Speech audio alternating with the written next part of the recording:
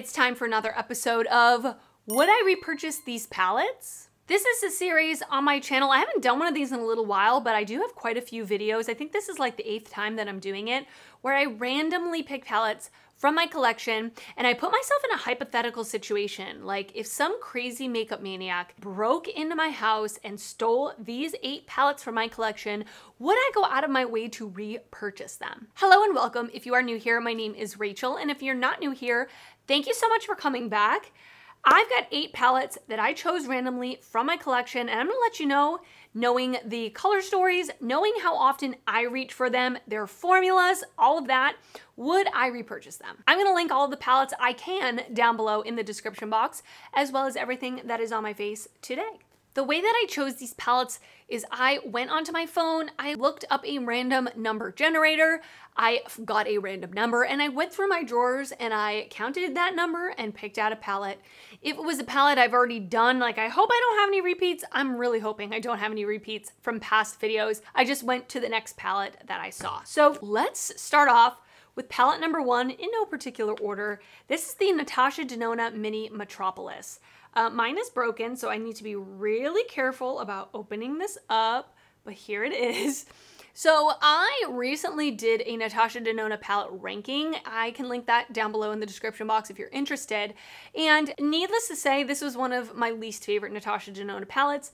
There's nothing really wrong with it. I mean, apart from it being broken, there's nothing really wrong with it per se, but this is one that I reach for very little. In fact, I bought it when it released, whenever this was, holiday 2021, I want to say, and I've not reached for it since. So honestly, partly because it's broken, like if I have a palette with a broken shadow, I'm way less likely to reach for it. But also, I really don't love this shade right here, this very deep teal. It's just not my favorite shade. It's not a shade that I really would ever reach for, especially when there's no like real deep dark matte to go with it.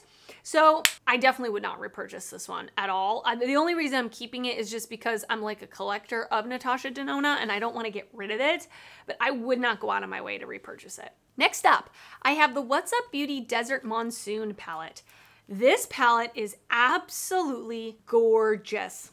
Absolutely gorgeous. I do own their other palette as well that came out last year, the Geodes palette, and the brand actually sent me this one in PR this year, even though it came out a couple of years ago, which I thought was really nice.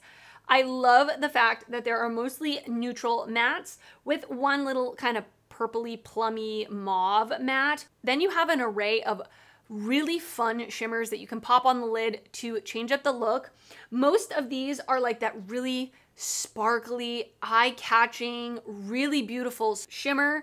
The one called Cactus is more of like a just standard metallic. Then Sun is a duochrome that has like a reflect of almost like a green gold. Absolutely beautiful palette. Love the quality, love everything about it. But I'll be honest with you, I don't know that I would repurchase this. I didn't pick it up when it launched or even the 2 years after it launched. And I really wasn't planning on picking it up. Now that I have it, I absolutely love it and I won't be decluttering it. But would I repurchase it? Honestly, I don't think so. Like, I think it's beautiful, but it's not a palette that like I feel like I absolutely need in my collection, if that makes sense. So I'm being really cutthroat because that's the other thing. Just because I love a palette doesn't necessarily mean I would repurchase it, because I'm constantly, obviously with a YouTube channel, I'm trying to buy the stuff that's releasing that's new. So for me to repurchase a past palette that's already launched, like I have to really love it.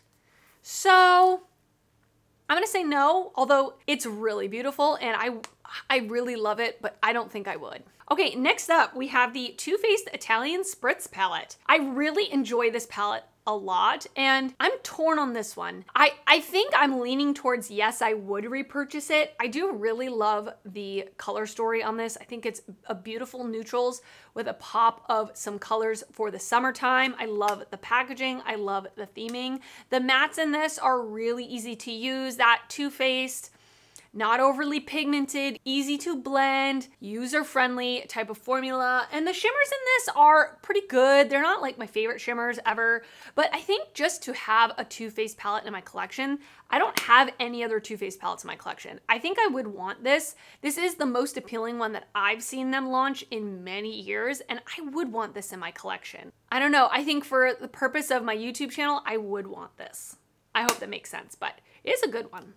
This next one is an easy one for me. So this is the Unearthly Cosmetics Don't Be Jelly palette. I did purchase this on my own, but I do have an affiliate code with the brand. It is Rachel if you want to save 10%. This palette is absolutely beautiful. I am more of a neutrals girl, and I do like neutrals with a pop or neutrals with the twist, and there's really not many neutrals in this palette, but I love the color story. I love the shimmers in this. They are so beautiful. There's a couple of multi-chromes. I'm just gonna swatch them. I told myself I wasn't going to, but oh well. Hydrospace and Luminescence. Oh my. Just takes my breath away. The mattes in this as well, I really, really love.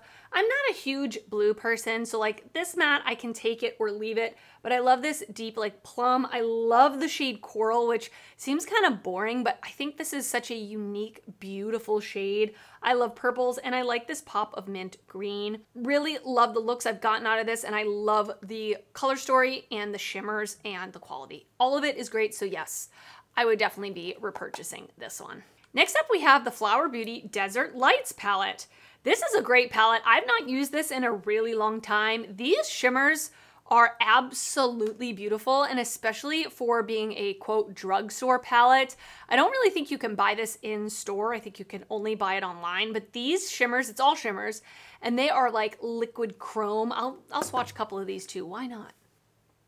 Just beautiful. I mean, they're not multi-chromes, but they look like that same shiny one swipe type of shimmer like I showed you with the Unearthly. I mean, I'm not one to reach for an all shimmer palette, although I probably should take this out and use it because I can't even remember the last time I used this. The pans are ginormous.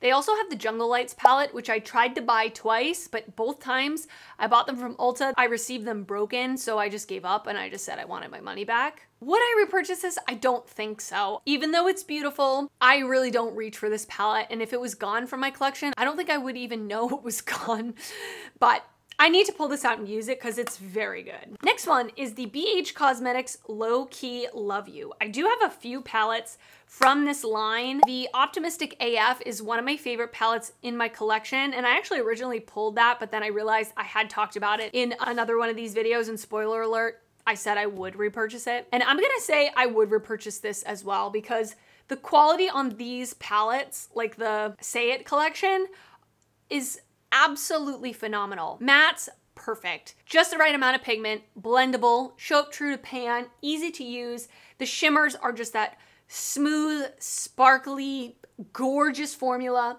I love that this palette is matte heavy. The only thing I don't love about this is it's very red. And I don't love red eyeshadows, but I still love this palette. I still would miss it from my collection. If you ever see one of these palettes in like TJ Maxx or Marshalls, I highly suggest picking them up because the quality is very good. Next up, we have the Nomad Santa's Village palette. When this palette first came out, they really didn't have a good reception. I mean, at least the people that I follow, most people didn't really love this palette. And the shimmer formula on this is very different than their usual shimmer formula. It is more of a dry, topper, not opaque, just very different shimmer formula that I can tell like you either love it or you hate it. I really like this palette. It's not my favorite Nomad palette. It's not, but I do really like the palette and I would repurchase it. Also because of like, just in general, there are some brands where I want every single palette they release, and Nomad is one of those brands. I do receive PR from Nomad, but I did purchase this one myself, just so you know. The one thing I don't love about this palette is the selection of mattes. The 4 mattes here, I don't feel like they really go together in my mind, like I have a hard time pairing them together. So I had been basically using this as a companion palette or like one matte, one shimmer, call it a day. But I really like the looks I got out of this palette, and because it's Nomad, absolutely I would repurchase it. Last but not least, I have the ColourPop Plush Like Me palette. I love this palette. This is one of my favorite ColourPop palettes. One of my favorite ColourPop palettes. Is it boring? Yes, but I don't care. It is just beautiful. It is more of a neutral palette with some cool tones, some warm tones. The palettes that they make in this packaging that are like weighted, a little bit larger, have like texture details, have designs on the mirror. So like the Limoncello palette is another one in the same packaging. I feel like the quality on those is just stepped up a notch. Like just really, really good. The mattes are blendable. The shimmers are pretty. They're not over the top. I mean, ColourPop shimmers in general, I don't find are like over the top sparkly. And this one is just a beautiful neutral palette. I would repurchase this one. I love it. It is one of my favorite, like I said, one of my favorite ColourPop palettes. And I do enjoy having this one in my collection. All right, so let's do a little recap. I have 3 palettes that I would not repurchase. The Natasha Denona Mini Metropolis, the What's Up Beauty Desert Monsoon, and this is like really on bordering on yes, I would. I'm kind of having second thoughts, but I'm just gonna stick with my instincts.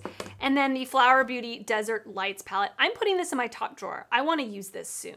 And then the ones I would repurchase are the Too Faced Italian Spritz, the Unearthly Cosmetics Don't Be Jelly, the BH Cosmetics Low Key Love You, the Nomad Cosmetics Santa's Village, and the ColourPop Plush Like Me palette. So that's it. Let me know your thoughts down below in the comments. Have you tried any of these palettes? Would you agree with me? Would you disagree with me? Let me know down in the comments because I love hearing from you. And if you did enjoy this video, please give it a thumbs up. That helps me out a lot when you do that. And if you're not already subscribed to my channel, I would love it if you would consider subscribing before you leave. I do upload videos weekly and I would love to see you back on my channel again. I want to thank you so much for watching and I will see you next time. Bye.